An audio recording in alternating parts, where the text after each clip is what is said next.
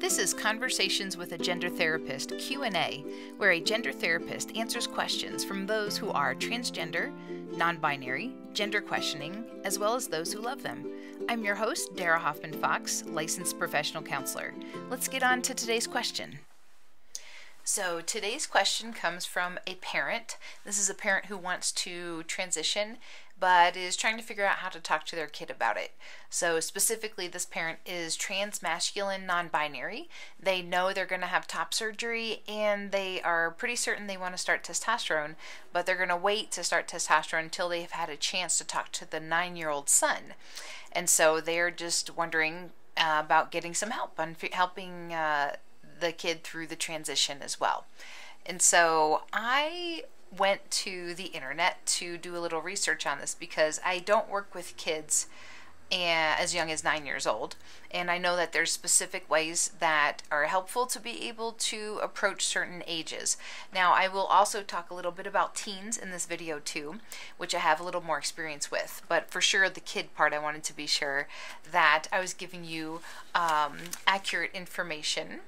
So let's jump into what the article that I found talked about. So the article is called Consider These Tips Before Coming Out to Your Kids, and I found it on Trans Cafe.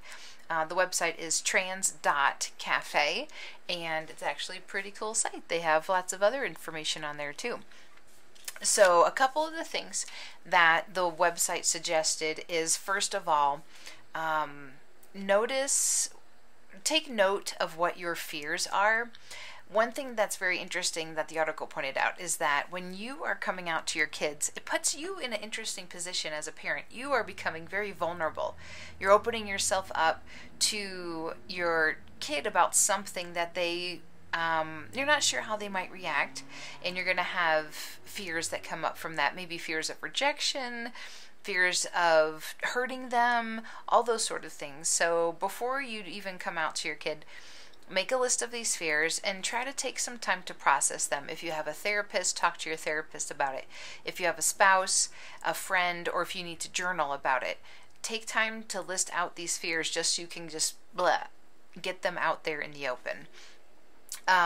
Something else to note, that as a parent, you're going to be playing two roles at the same time. You're going to be sharing information about yourself, and therefore you are coming to your kid as not necessarily a parent in that moment, in the sense that you're going to have to help them as a parent through it in the way that a parent helps, but it's something about you.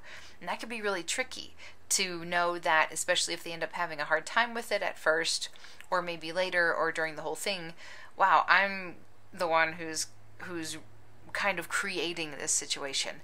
It's important for you to, just like with your fears, be able to have a chance to process this and talk to somebody about it, or if you're a journaler, you can do some journaling around this yourself, so that you don't accidentally continue to heap guilt upon yourself about what's happened, or else it's going to make it even harder for you to come out to your kid, and then for you to be able to stand strong in your position as their supportive, loving parent. You're going to be going through a lot at the same time. So it's not going to be perfect. You're going to need to have patience. Your kid's going to probably need to have patience with you to get through this, but I wanted to be sure I pointed out some of the complexities about the situation.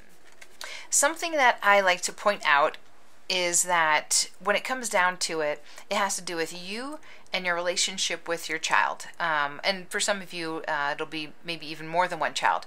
But even if you have more than one kid, think about each individual kid and your relationship with them. Start with that. If you already have a very communicative, connecting relationship with your child, you can build upon that. You can already use that as a strength. If you, in general, maybe you don't have as close of a relationship with your kid, and maybe partially it's been because you haven't been able to transition, or you've been struggling with your gender identity, this could be a new leaf that you could turn over in your relationship with your kid. You could approach it from that direction, knowing it might take some time to build some trust and that sort of thing. But in the end, being able to open yourself up and be honest could be that step towards having a more authentic relationship with your child. So when it comes down to it, through this entire process of coming out to them, seeing how they handle it, and I mean, depending on how old your kid is, it could change over the years. They could bump into different challenges along the way, or it could be hard at first and then gets really easy later. It's going to be a long-term relationship with your child for you to nurture. And so therefore, the more you can continuously let them know that you love them and that you want to be able to have open dialogue about this, the better chance that something as challenging as this, the better chance that it's going to go better. So since I mentioned the word challenging, I think it's a good idea just to be realistic with yourself, with your kid, about the fact that, you know what, this is challenging. And depending on your relationship with your kid, how old they are, depends on how much you might share with them about how challenging it is. From what this article said, if they're under 10, you might want to just go ahead and keep it pretty simple in terms of saying, hey, one of the ways that people describe it at times, this is going to sound very binary, first of all, but it's like, I was born with a, let's say, in this case, someone would say I was born with a male brain and a female body, and I'm going to be going through a process to help them match up. In this case, this person is transmasculine non-binary, so you have to kind of figure out your language for that, again, since they're under 10, keeping it as simple as possible. And I think that's very generalized, though. You might have a kid who's under 10 who you can talk on a higher level about this, so again, just feel it out when it comes to the way that you think you best should approach your child. But like I said, if it's something that you're trying to describe non-binary, you can, again say, some people are women, some people are men, and some people, like myself, I feel like I'm neither, or I feel like I'm a mix of both. However you want to best describe non-binary, and then you tell them, this is what's going on up here, and I want to change certain things about my appearance and my body to match this brain. If they are teenagers, this article says to keep in mind that the reaction could be different, more than likely will be different, not necessarily assuming it'll be negative or bad. Teenagers could be more aware of what it means to be trans or transgender, and they might already have friends and people they know or people they've seen and heard about who are trans, and so it might end up helping already that they know of that. But all in all, you are still their parent, and this is a very specific relationship. They still will probably go through some feelings about this. So they mention a phrase called, what is it called? Adolescent egocentrism. Okay, so basically adolescence, it is a time where it's very normal and natural to be very egocentric.